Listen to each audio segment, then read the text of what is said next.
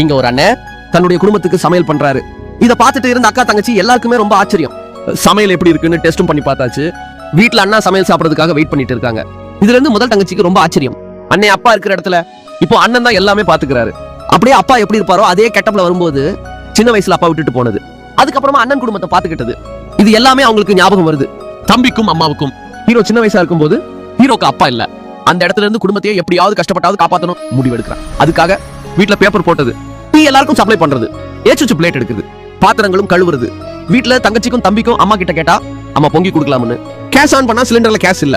வருத்தப்பட்டு இருக்கும்போது ஹீரோ கஷ்டப்பட்டு சம்பாதிச்ச பணத்தை அம்மா கிட்ட கொடுக்குறான். அதுல இருந்து அம்மாக்கு பயங்கர சந்தோஷம்.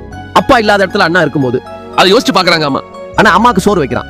அதே மாதிரி தங்கச்சி வைக்கும்போது அண்ணா எந்த அளவுக்கு நம்மள பாத்துக்கிட்டாங்கிறது தங்கச்சிக்கு ஞாபகம் வருது.